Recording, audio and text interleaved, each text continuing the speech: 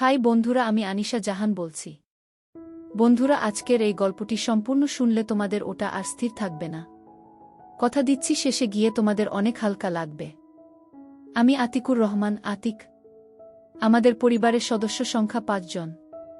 মা জৌসনা বেগম, বয়স ৪২ বছর, গৃহিণী। বাবা সাদিকুর, বয়স ৪৭, দোকানদার ও কৃষক। আমরা ২ ভাই ১ বোন। আমি আতিক, বয়স ২২ বছর, সবার বড়।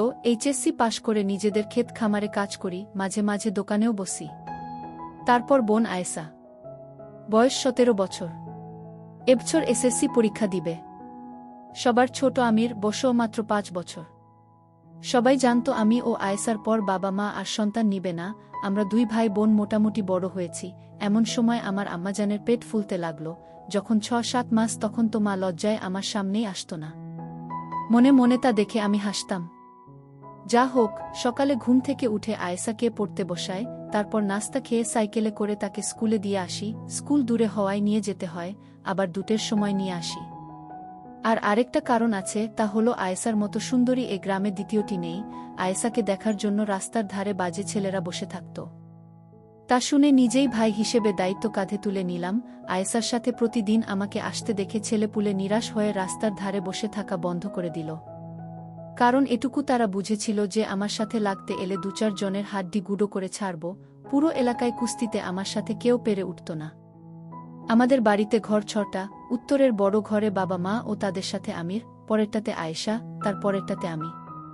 বাকিগুলো বন্ধ পড়ে থাকে, কেউ আসলে থাকে না, হলে শস্য দানা ভরা থাকে। আয়েশা মাঝে মধ্যে আমার ঘরে এসে পড়াশোনা করে, কারণ দক্ষিণের জানালা দিয়ে সুন্দর হাওয়া আসে আর এদিকটা নিরিবিলি। আমিও তাকে পড়া দেখিয়ে দিই। সবই ঠিক ছিল, জীবনটাও ছিল শান্তির। হঠাৎ সব কেমন জানি হয়ে গেল। কারণ ২টো বই। বাড়িতে কারেন্ট নেই, কিন্তু দোকানে আছে। বাসার নোকিয়া মোবাইলটা বাবা দোকানে নিয়ে এসেছে চার্জ দেওয়ার জন্যে। দুপুরে আমি দোকানে আসলে বলে, কি হয়েছে দেখতো আতিক, চার্জ হয় না কেন? আমি কতক্ষণ ট্রাই করেও কাজ হলো না। আব্বা, তুমি দোকানে আরেকটু থাকো, স্টেশনের উপাশে মেকারের দোকান থেকে ঠিক করে নিয়ে আসছি। আচ্ছা বাবা, যা। সাইকেল মেরে স্টেশনের ভিতর দিয়ে যাচ্ছি। সামনে ট্রেন দাঁড়িয়ে আছে দেখেও পারে যেতে পারছি না। মানুষের ঠেলাঠেলি দেখে স্টেশনের কোণার দিকে সরে গেলাম। লোহার পিলারের সাথে সাইকেল খাড়া করে দাঁড়িয়ে আছি। বাম পাশে দেখি এক মুরব্বি পলিথিন বিছিয়ে সামনে কতগুলো বই খবরের কাগজ ছড়িয়ে বসে আছে। কর্নেগির লেক বড় যদি হতে চাও, বইটা দেখে বসে পড়লাম। হাতে নিয়ে উল্টে পাল্টে দেখছি মুরব্বি এক মনে খবরের কাগজ পড়ছে। আরেক সারিতে কয়েকটা বই উল্টো করে রাখা আছে। হাত বাড়িয়ে একটা তুলে নিলাম। সোজা করতেই মলাটে এক সেট মেয়ের ছবি, নাম অবিসার, লেখক রসমা। রেখে দিতে গিয়ে কি মনে করে একটা পৃষ্ঠা ওল্টাতেই সূচিপত্র। আজব নামগুলো। সূচিপত্র পড়েই আমার হাত পা কাঁপতে লাগল। তাড়াতাড়ি রেখে দিয়ে উঠে দাঁড়ালাম। মুরব্বি পেপার রেখে চাইল, লাগবে না কি? না চাচা। আরে নাও নাও, লজ্জা পাচ্ছ কেন? মাত্র ২০ টাকা। না কাকা, যায় বলে তাড়াতাড়ি সাইকেল নিয়ে ওখান থেকে সরে এলাম। ট্রেন যে কখন চলে গেছে সে খেয়ালও নেই। মেকার মোবাইল দেখে বলল, আজ হবে না, কাল এসে নিয়ে যেও। কয় টাকা লাগবে? ৮০ টাকা। আমার কাছে ৫০ টাকা আছে, তাই দিই না। ৫০ টাকায় হবে না, ৭০ টাকা দাও। ঠিক আছে, কাল দুপুরে টাকা নিয়ে আসব। এসো। মাথার ভিতর থেকে ওই বইগুলোর কথা বের হচ্ছে না। আবার স্টেশনে এসে মুরব্বির কাছে দাঁড়ালাম। দিব। কয় টাকা? একটা ২০, জোড়া ৩৫। জোড়া ৩০ দিবেন? ঠিক আছে, নাও। টাকা দিলাম। মুরব্বি ২টো বই গোল করে পেপার দিয়ে মুড়িয়ে দিল। নিয়ে দ্রুত নিয়ে নিলাম। আব্বাকে বললাম, মোবাইল রেখে এসেছি, কাল ঠিক করে দিবে। বাবা খেতে চলে গেল। দোকানে চা খোর লেগেই আছে দেখে মন চাইলেও বইগুলো বের করতে পারলাম না। দোকান থেকে স্কুলে গিয়ে আয়েশাকে নিয়ে বাসায় আসলাম। আমার ঘরে গিয়ে বই ২টো বিছানার নিচে লুকিয়ে রাখলাম। গোসল করে খেয়ে দিয়ে দরজা ঠেলে দিয়ে বই ২টো বের করলাম। দরজার ছিটকানি দিলাম না, দিন দুপুরে ছিটকানি দিলে খারাপ দেখায়। আমার ঘরে আয়েশা ও আমি ছাড়া কেউ আসে না। প্রথম গল্পটা পড়তেই নিজেকে হারিয়ে ফেললাম। একটা ছেলে তার বড় ভাবিকে নিয়ে কাহিনী। কেমন জানি অবাস্তব ধরনের গল্প। নিজে জীবনে কাউকে কখনো সেবা দেয়নি। কলেজে পড়ার সময় এক বান্ধবীর কমলা হাতে নিয়েছিলাম, এটাই যা অভিজ্ঞতা। তার মানে এই নয় যে সেবা দেওয়া কি জানি না, সবই জানি, সবই বুঝি। তবে এভাবে কখনো ভাবিনি, সব সময় ভেবেছি বিয়ে করলে বউ আসবে, সেই বুকে ইচ্ছে মতো দিব। কিন্তু এমন পাপ কাজ কিভাবে করে মানুষ? আরে যা, আমি কি আবোল তাবোল ভাবছি? এগুলো তো শুধুই গল্প কাহিনী। এদিকে আমার নিচে গরম হয়ে গেছে। গল্প পড়ে আমার এমন অবস্থা হলো যে মনে হচ্ছে এখন সেবা দিতে না পারলে মরে যাব। সারা বিকেল পড়ে একটা বই শেষ করলাম। বই দুটো লুকিয়ে রেখে বের হলাম। উঠানে বসে মা আয়েশার চুলে তেল লাগিয়ে দিচ্ছে। ওড়না ছাড়া ডালিমের মতো লাগছে। ছি, আমি একটা অমানুষ, নিজে আপন ছোট বোনের দিকে কি নজরে তাকাচ্ছি। মা বলল, কি রে বাবা, শরীর খারাপ নাকি? না গো মা। খেতে গেলি না যে? এমনি শুয়েছিলাম, কাল যাব।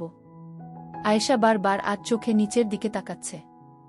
ভাগ্যিস এখনো জিজ্ঞেস করে বসেনি, তাড়াতাড়ি পুকুরের দিকে চলে এলাম। মা খেয়াল করলে তো সবই বুঝবে, আয়েশা হয়তো বুঝেনি। সন্ধ্যার পরে আয়েশা আমার ঘরে আসলো পড়ার জন্য। ভাইয়া, কয়েকটা আঙ্ক বুঝিয়ে দাও তো। ভালো লাগছে না, নিজেরটা নিজেই করে নে। দাও না ভাইজা। বললাম না এখন যা। আয়েশা রাগ দেখিয়ে গট গট করে নিজের ঘরে চলে গেল। নতুন বইয়ের আরও দুটো গল্প পড়লাম। মা খেতে ডাকল। খাওয়ার সময় আয়েশা মাকে বলল, মা, ভাইয়ার কাছে পড়তে গেলে খালি তার। কেন রে বাবা, কয়েকদিন পর পরীক্ষা, একটু দেখিয়ে দিলে তো পারিস। বোনটা ভালোভাবে পাশ না করলে বিয়ে দিবি কিভাবে? পাশ করা লাগবে না, এখনই বিয়ে দিয়ে দাও। নিজে আগে করে দেখাও না, আমাকে নিয়ে পড়লে কেন? তোর বিয়ে না দিয়ে আমি করছি না। বাবা, কি শুরু করলি তোরা খাওয়ার সময়? বাবা, ভিয়াকে বলো না একটু অঙ্কগুলো বুঝিয়ে দিতে। ঠিক আছে ঠিক আছে, খেয়ে দে, আয় দিচ্ছি। বাবা আমার কথা শুনে মুচকি হাসল। ঘরে এসে শুয়ে আছি, আয়েশা আসছে না দেখে আবার বইটা বের করে পড়া শুরু করলাম। কয়েক মিনিটের মধ্যে আয়েশা এসে পড়ল, তাড়াতাড়ি বিছানার তলে ঢুকিয়ে রাখলাম। কি রাখলে ভাইজা? কিছু না, পড়তে বস। কেউ চিঠি দিয়েছে নাচকি? বেশি পাকনা পাকনা কথা না, তাহলে কি রাখলে? বললাম তো কিছু না। চেয়ার টেনে বসলাম, কয়েকটা অঙ্ক কষে দিয়ে তাকেও কয়টা করতে বললাম। আয়েশা নিচু হয়ে লিখছে, ওড়না ঝুলছে, কিছুটা দেখা যাচ্ছে। এক মনে দেখে চলছি, ইস কি সুন্দর। ছি, আবার আমি এসব কি ভাবছি? ভাবলে ক্ষতি কি? গল্পের মন্টু যদি তার বড় দিদিকে সেবা দিতে পারে, বিয়ে করে বউ বানিয়ে ফেলতে পারে, আমি ভাবলেই দোষ। ভাইজা, এই ভাইজা, এহু কখন থেকে ডাকছি, কথা বলো না কেন? নিজের কাজ কর না, এত চিল্লাস কেন? কি হয়েছে তোমার, এমন করছো কেন? কিছু না, তোর অঙ্ক শেষ হয়েছে? হা, এই নাও দেখে। আচ্ছা তুই এখন যা, আমি ঘুমাবো। আয়েশা বই গুছিয়ে নিয়ে চলে যাচ্ছে, আমি আয়েশার দোলানো দেখছি। ইস কি সুন্দর আমার ছোট বোনটি। এমন সুন্দর একটা বউ যদি আমার হতো। না জানি এমন সুন্দর আমার বোনটাকে কে সেবা দিবে। ছি, আবার ভাবছি। অনেক রাত পর্যন্ত পড়ে বইটা শেষ করলাম। নিজেকে থামাতে না পেরে আয়েশাকে কল্পনা করে পানি ফেললাম। শেষে অনেক অনুতপ্ত হলাম। তারপরও শুয়ে শুয়ে আয়েশাকে নিয়ে কল্পনা করতে ভালো লাগছে, পারছি না ভাবা বন্ধ করতে। কখন ঘুমিয়ে গেছি জানি না। আজ শুক্রবার, আয়েশার স্কুল নেই, নাস্তা করে খেতে কিছু কাজ আছে দেখে রওনা দিলাম। অর্ধেক রাস্তা গিয়ে মনে হলো বই দুটো বিছানার নিচে রেখে আসা কি ঠিক হলো? বিছানা ঝাড়া দিতে গিয়ে যদি মা বা আয়েশা পেয়ে যায়, এতদূর এসে ঘুরে যাওয়া সম্ভব না আর। কাজ শেষ করে বাড়ি আসতে আসতে 3টা বেজে গেল। গোসল করে খাওয়া দাওয়া করে ঘরে আসলাম। বিছানার চাদর চেঞ্জ করেছে, সুন্দর করে ঘর গোছানো, এটা আয়েশার কাজ। ও ঘর এলোমেলো দেখলেই গোছাতে শুরু করে। দরজা ঠেলে দিয়ে বিছানা উল্টিয়ে দেখি বই দুটো আছে, কিন্তু আমি যেভাবে রেখেছিলাম সেভাবে নেই। তার মানে আয়েশা দেখেছে। পড়েছে কি? পড়ে থাকলে আমাকে খারাপ ভাববে, বাবা মাকে কি বলে দিবে? ইস কি হবে এখন, ভাইজা? এই ভাইজা করতে করতে ঘরে এলো আয়েশা। হা বল। আমাকে একটু বাজারে নিয়ে চলো তো। কেন, দরকার আছে? কি দরকার সেটাই তো জানতে চাইছি। আমাকে বল কি লাগবে, এনে দিচ্ছি, তোর যাওয়ার দরকার নেই। না, তোমাকে বলতে পারবো না, তুমি নিয়ে চলো। ঠিক আছে চল। সাইকেলের পিছনে বসে ঘাড়ে হাত দিয়ে বসে পড়ল। একটু দূরে আসতেই মনে হচ্ছে আয়েশা সামনে চেপে বসল। এমন তো কখনো হয় না, আয়েশা তো নির্দিষ্ট দূরত্ব বজায় রাখে, আজ এমন করছে কেন? নাকি গল্প পড়ে তারও কুটকুট করছে? বাজারের কাছে চলে এলাম, আয়েশাও সরে বসল। আয়েশা কসমেটিক্স এর দোকানে ঢুকল, আমি বাইরে দাঁড়িয়ে আছি, তুই যা। তুমিও এসো, দোকানদারটা আমাকে ঠকায়। আচ্ছা চল। কয়টা সিটি গোল্ডের চুড়ি, কানের দুলা, টিপ, ফিতে কিনল। তারপরও এদিক ওদিক চাইছে দেখে, কি রে আর কিছু লাগবে? হ্যাঁ, তুমি বাইরে যাও। আমি থাকলে সমস্যা কি? সমস্যা কিছু না, শরম লাগে। হয়েছে আর শরম করা লাগবে না। তাড়াতাড়ি নে, সন্ধ্যা হয়ে এলো। আয়েশা দোকানদারকে ইশারা করল। কত? ৩২। দোকানদার আমাদের সামনে বেশ কয়েকটা বের করে দিল। এতক্ষণে বুঝলাম আয়েশা এজন্য লজ্জা পাচ্ছে। আরে পাগলি, লজ্জার কি আছে এতে? নেনে যেটা পছন্দ হয়। আয়েশা লজ্জার হাসি হেসে গোলাপি একটা নিল। একটাই নিবি? আয়েশা মাথা নিচু করে আস্তে করে বলল, হ্যাঁ। একটাতে কেমন করে হয়? গোসল করলে তো আরেকটা লাগবে। আরেকটা নিয়ে নে। আয়েশা মাথা তুলে না দেখে আমি একটা লাল কালারের পছন্দ করে প্যাকেট করে দিতে বললাম। আর কিছু? তুমি যাও না বাইরে। আমি মুখ আয়েশার কানের কাছে নিয়ে বললাম, দোকানদার তো আর জানে না যে আমি তোর ভাই, তাহলে এত লজ্জা পাচ্ছিস কেন? আর ব্যাটা যেভাবে তোকে দেখছে, আমি বাইরে গেলে তো আরো হা করে দেখবে। আমার কথা শুনে আয়েশা মুচকি মুচকি হাসতে লাগল। বুঝেছি তোর কি লাগবে। এই যে ভাই, এ দুটোর সাথে কালার মিলিয়ে দুটো নিচের গুলোও দিয়ে দেন। টাকা মিটিয়ে দিয়ে বাইরে এলাম। কিছু খাবি? না। চল গুড়ের জিলাপি কিনে আনি। জিলাপি নিতে নিতে মাগরিবের আজান দিয়ে দিল। তাড়াতাড়ি চলো ভাইয়া, না তো মা বকবে। আমি আছি না সাথে, কিছুই বলবে না। অর্ধেক রাস্তা এসে ফাঁকা জায়গা দেখে দাঁড়িয়ে পড়লাম।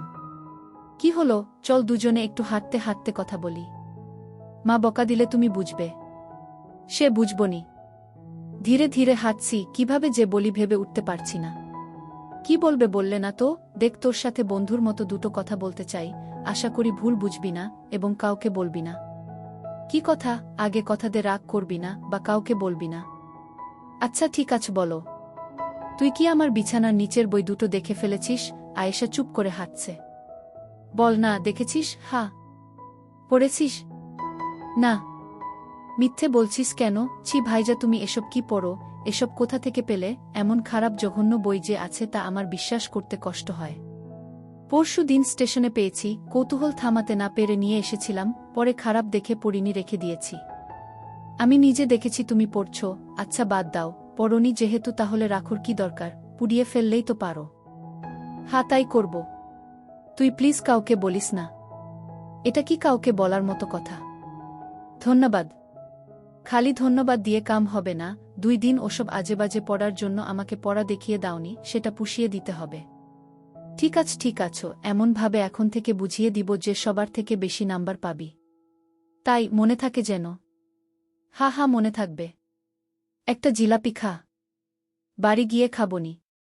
এখন খা না একটা। আচ্ছা দাঁড়া, আমরা দুজনে আজকে বন্ধু হলাম সেই উপলক্ষে মিষ্টি মুখ। হি ভাই বোনে বন্ধু হয় নাকি? হয়তো গল্পতে পড়িসনি। কোনো গল্পতে? আয়েশার কথার টোনে বুঝা গেল গল্পের কথা ইশারা করছে। তুই যেটা বুঝেছিস। ইসছি, তুমি কি আমাকে সে গল্পের নায়িকা ভেবেছ নাকি? কেন, ভাবলে কি মহাভারত অশুদ্ধ হয়ে যাবে? ছি ভাইজা, তুমি অনেক খারাপ হয়ে গেছ। আয়েশার এমন কথায় মনটা দমে গেল, চুপ হয়ে গেলাম। চুপচাপ হাঁটছি দেখে। কি হলো? কিছু না। কথা বলছো না যে? চুপ করে রইলাম। রাগ করেছ ভাইজা আমার কথায়? না। তাহলে মুখটা গোমড়া করে রেখেছ কেন? চুপ। আচ্ছা ঠিক আছে, বন্ধুত্বের দাবিতে দাও তুমি খাইয়ে। আমি একটা জিলাপি বের করে আয়েশার মুখে তুলে দিলাম। অর্ধেক কামড়ে নিয়ে হাত থেকে বাকি অর্ধেক নিয়ে আমার মুখে তুলে দিল। আমিও হা করে নিয়ে নিলাম। চাঁদের আলো আয়েশার মুখের দিকে তাকাতে দেখি অবাক হয়ে চেয়ে রয়েছে। ওহ খোদা, আয়েশার মুখ এত গরম কেন? চল যাই, চলো। বাসায় এসে আমি আমার ঘরে, আয়েশা ওর ঘরে পড়তে বসল। আমি চুপচাপ শুয়ে রইলাম। কি করলাম এসব আমি তো সত্যি সত্যি আমার ছোট বোনকে কল্পনা করতে শুরু করেছি। নিজেকে মনে হচ্ছে প্রেমে পড়েছি। আমার প্রেমিকা আর কেউ নয়, আমার আপন মার পেটের বোন। সবাই মিলে খেতে বসে আয়েশাকে বললাম, খেয়ে দে, আমার ঘরে আয়, আজকে জ্যামিতি নিয়ে বসব। ঠিক আছে ভাইয়া, তুমি যাও, আমি পরে আসছি। কয়েকটা জ্যামিতি করিয়ে দিয়ে ওর দিকে চেয়ে আছি। কিছু বলবে ভাইজা? যদি খোলামেলা কিছু কথা বলি রাগ করবি? আমি তোমার বোন, এমন কিছু বলো না যে আমি ছোট হয়ে যায়। ওকে বাদ দে। কেন, বলো কি বলবে? যে উত্তর দিলি আর বলার ইচ্ছে নেই। আচ্ছা ভুল হয়েছে আমার, এখন বলো। না, তুই হজম করতে পারবি না। আরে বলেই দেখো পারি কিনা। সত্যি তো? হা সত্যি বলো। আমি মনে হয় প্রেমে পড়েছি। কার? যদি বলি তোর। কি যা তা বলছো? আমি তোমার বোন। তাতে কি হয়েছে? আমাদের প্রেম না হয় গোপন থাকবে। তোমার কি মাথা নষ্ট হয়েছে? আপন ভাই বোন কখনো প্রেম করে, আর সত্য এক সময় বের হয়েই পড়ে। তাহলে বইয়ের গল্পগুলো কি মিথ্যে? আমি কি জানি? প্লিজ ভাইয়া, এসব বন্ধ করো। জানতাম হজম হবে না তোর। হজম হবে না তো কি আমি এসব কথা বলে বেড়াবো? একবার ভেবে দেখ কত মজা হবে। ভাবার দরকার নেই, এসব ভাবাও পাপ। যত নষ্টের গোড়া ওই বই, ও দুটো দাও আমাকে, এক্ষুনি পুড়াবো। বই পুড়ালে কি আমার মন শান্ত হবে?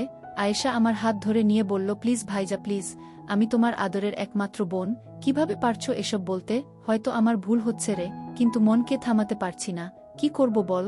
আমার কোনো বান্ধবীকে পছন্দ হয় বলো, আমি নিজে তোমাদের প্রেম করিয়ে দিব। আমার সব বান্ধবী তোমার জন্য পাগল। না, আমার শুধু তোকে ভালো লাগে। বুঝছো না কেন তা সম্ভব নয়? কেন, তুই কি কাউরির সাথে প্রেম করিস? না না, তাই বলে আপন ভাইয়ের সাথে প্রেম করব? একবার করে দেখো না। ছি, আমার আর তোমার সাথে কথা বলতে ভালো লাগছে না। এই বলে বই না নিয়ে হনহন করে আয়েশা ওর ঘরে চলে গেল। মনে মনে ভাবলাম, আমি কি এসব ঠিক করলাম? সুন্দর সম্পর্কে বিষ ঢুকিয়ে দিলাম, সব দোষ বইয়ের। বই দুটো নিয়ে বাড়ির বাইরে এলাম, এদিক ওদিক চেয়ে আগুন ধরিয়ে দিলাম। সম্পূর্ণ পুড়িয়ে ছাইগুলো ছিটিয়ে দিলাম। হাত মুখ ধুয়ে ঘরে ঢুকার সময় দেখি আয়েশার ঘরে হারিকেন জ্বলছে। ধীরে পায়ে হেঁটে ওর ঘরের সামনে এলাম, নিজেকে অপরাধী মনে হচ্ছে। দরজা ঠেলা দিতে খুলে গেল। আয়েশা বিছানায় উবুত হয়ে শুয়ে আছে। পাশে গিয়ে বসলাম। মাথায় হাত বুলিয়ে দিয়ে বললাম, বই দুটো পুড়িয়ে ছাই করে দিয়েছি, আর কখনো এসব বলবো না। আমার ভুল হয়ে থাকলে ক্ষমা করে দিস। আয়েশা উঠে বসে আমাকে কাছে টেনে ধরল। ছি ছি ভাইজা, তুমি বড়, তুমি ক্ষমা চাইতে পারো না? আমি কিছু মনে করিনি। আমি পিঠে হাত বুলিয়ে দিয়ে বললাম, তাহলে রাগ করে চলে এলি যে? আর পড়বি না? কয়টা বাজে? মনে হয় 9টা। হ্যাঁ পড়ব, চলো। হাত ধরে নিয়ে এসে চেয়ারে বসিয়ে দিলাম। দেখ আয়েশা, চামড়ার মুখ দিয়ে যা বলে ফেলেছি তা তো ফিরিয়ে নিতে পারবো না, তবে কথা দিলাম আর কখনো তোকে লজ্জায় ফেলব না। আবার শুরু করলে? বললাম তো আমি কিছু মনে করিনি। ঠিক আছে, পড়তে শুরু কর। না, আজ আর পড়ব না। তাহলে কি করবি? তোমার সাথে গল্প করব। কি গল্প? হিহি, কথা বলছি, এসবই তো গল্প। হা হা, তুমি বই দুটো পুড়ালে কেন? পুড়াবো না তো কি করব? ইস, আমার একটা পড়া হলো না। আমি অবাক, তার মানে তুই একটা পড়েছিস? হা, একটা। কোনটা? অভিসার। হা হা, মিস করে দিয়েছিস, পরেরটা আরও দারুণ ছিল। সূচিগুলো বলো একটু। না, বলবো না, অনেক খারাপ। কত খারাপ তা তো একটা পড়েই বুঝেছি, বলো না একটু। জেনে কি করবি? মন চাচ্ছে জানতে। লজ্জা পাবি না তো? আমাদের মাঝে কি আর তা অবশিষ্ট আছে? আছে তো? না, নেই। যদি না থাকতো তাহলে তুই আমার পছন্দ করে দেওয়া লাল পোশাক পরে এসে আমাকে দেখাতি, বলতি, দেখো তো ভাইজা কেমন হয়েছে। আয়েশা লজ্জায় দুহাত দিয়ে মুখ থেকে বলল, তুমি যে ভাইজা কিভাবে দেখায় বলো? বন্ধু মনে করে দেখাস? পারবো না ভাইজা। ঠিক আছে, না দেখাস। যেদিন পড়বি সেদিন শুধু বলিস যে আজ তোমার পছন্দ করে দেওয়াগুলো পড়েছি, তাহলেই হবে। উপর থেকে কল্পনা করে নিব। হি হি হি। হা হা হা। মুখ থেকে হাত নামা। বলবো সুচি, বলো। তাহলে আমার দিকে তাকা। বলো। বাসর ঘরে বুকে বলে থেমে গেলাম। কি হলো? পরে কিন্তু আমাকে দোষারোপ করতে পারবি না বলে দিলাম। ঠিক আছে, বলা লাগবে না। এই নাও, খাতা লিখে দাও। তাই দে, এটাই সহজ হবে। বাসর ঘরে বুকে সেবা দিতে গিয়ে শাশুড়িকে দিলাম। ইত্যাদি ইত্যাদি। এই নে পড়ে দেখ। খাতাটা আয়েশার হাতে দিয়ে বিছানায় কাত হয়ে শুয়ে পড়লাম। আয়েশা পড়ে মুচকি মুচকি হাসতে লাগল। হাসছিস কেন? মানুষ কি এতটা বলদ আছে যে বউ বাদ দিয়ে শাশুড়ি? হি হি হি। গল্পটাতে বাসর ঘর অন্ধকার ছিল, আর বুটা ছিল ভীতু, তাই সে তার মার কাছে শুতে চলে যায়। তারপর পরেই বর ঢুকে বাসর ঘরে, এসে দেখে বউ নেই, সে বসে বসে অপেক্ষা করে। শাশুড়ি ভাবে যায় জামাই বাবাজিকে বলে আসি। অন্ধকার ঘরে ঢুকতেই বর তাকে বউ ভেবে শুরু করে দেয়। সে মহিলাও মোটামুটি তার মেয়ের মতো দেখতে, তাই বর বুঝতে পারে না যে এটা তার বউ নয়। আর শাশুড়ি ছটপট করলেও লজ্জায় কথা বলতে পারে না। সে বিধবা হওয়ার কারণে অনেক দিন থেকে বঞ্চিত ছিল, তারও ভালো লাগতে লাগে, দুজনে ইচ্ছেতে সব হয়ে যায়। একবার হওয়ার পর হঠাৎ বর লাইট জ্বালিয়ে দেখে এটা তার বোন। হি হি, দারুণ তো। আচ্ছা ভাইজা, তোমার সবচেয়ে কোনটা ভালো লেগেছে? তার আগে তুই বল, অভিসারের কোনো গল্পটা তোর ভালো লেগেছে? আগে তুমি বলো, তাহলে তুই বলবি। যাও বলবো। একটা নয় দুটো খুব ভালো লেগেছে, বড়দির অন্যরকম ভালোবাসা ও আমার কল্পনার জগৎ। একটু বলো না শুনি। আগে তোরটা বল। মামির কার্যক্রম। আমার মনে হয় না ওটাতে সবচেয়ে সুন্দর গল্প ছিল বনবু। আমার কাছে যেটা ভালো লেগেছে সেটা বলেছি। আচ্ছা এখানে আয়, আমার পাশে বস। আয়েশা উঠে এসে আমার পাশে বসল। মন চাইলে একটু শুতে পারিস। না তুমি বলো তো। মনে হয় না ঠিক মতো বলতে পারবো, বুঝতেই তো পারছিস ভাষাগুলো কেমন। সেগুলো বাদ দিয়ে বলো। এক কাজ করলে হয় না, আমি রাতে লিখে রাখব, তুই কাল পড়ে নিবি। হই, কিন্তু এখন আমার জানতে ইচ্ছে করছে। ওকে, তোকে সব খোলামেলা বলবো, একটা শর্তে। কি? তুই ওগুলো পরে একবার আমাকে দেখাবি। আমি কখনো দেখিনি তো, তাই ভীষণ মন চাইছে। জানি লজ্জা পাবি। 1 সেকেন্ড দেখে আমি হারিকেন বন্ধ করে দিব। কদ দিলাম। মরে যাব ভাইজা। ঠিক আছে, লাগবে না। হারিকেনটা বন্ধ করে এখানে শুয়ে যা, আমি শোনাচ্ছি। মা বাবা যদি আসে? আসবে না, আর আসলে আসবে, সমস্যা নেই। হারিকেন নিভিয়ে দিয়ে আমার পাশে শুয়ে পড়ল। আয়েশা আমার হাতে মাথা দিয়ে শুয়ে আছে। আমি যতটা পারি ভদ্র ভাষায় ভাই বোনের প্রেমের গল্পটা বলছি। আয়েশার গরম নিঃশ্বাস আমার মুখে পড়ছে, আমারও একই অবস্থা। নিজেকে আর থামাতে পারলাম না, উপর উঠে গেলাম। কাজ সেরে আয়েশা ঘরে চলে গেল। আজ কিছুতেই আর ঘুম আসবে না। ছোট্ট টেবিল ঘড়িতে 11টার ঘণ্টা দিল। আজ পাড়া গায়ে এটাই গভীর রাত। কি এক সুখের আবেশে ঘুম আসছে না। এমন তো কখনো হয় না। স্বপ্ন এসে ধরা দিয়েছে আজ। দরজায় কিচকিচ শব্দ হল। চেয়ে দেখি আয়েশা দাঁড়িয়ে আছে। আমার মন বলছিল ও আসবে, তাই ছিটকানি লাগায়নি। বিছানায় উঠে বসলাম। আয়েশা দরজা ভিডিয়ে দিয়ে আমার সামনে এসে দাঁড়াল। খাট থেকে পা নামিয়ে বসে রয়েছি। আবার এলি যে? ভালো লাগছিল না? কেন জানি না, এখন ভালো লাগছে। হারিকেন জ্বালাবো না? আমাকে শুইয়ে দিয়ে আমার উপর উঠে গেল। মার দূরসম্পর্কের ভাই মারা যাওয়াতে পরের দিন বাবা মা আমি সেখানে গেল। আয়েশার সামনে পরীক্ষা দেখে বাহানা দেখালো। বাবা মা 2 দিন আসেনি। আয়েশাও এই 2 দিন স্কুলে যায়নি। দুভাই বোন একে অপরকে খুঁটিয়ে খুঁটিয়ে দেখে সুখের জোয়ারে ভেসেছি। একদিন সেবা দিতে দিতে প্রায় তাল হয়ে গেছি। হঠাৎ মায়ের কান্না শুনে হুঁশ ফিরে।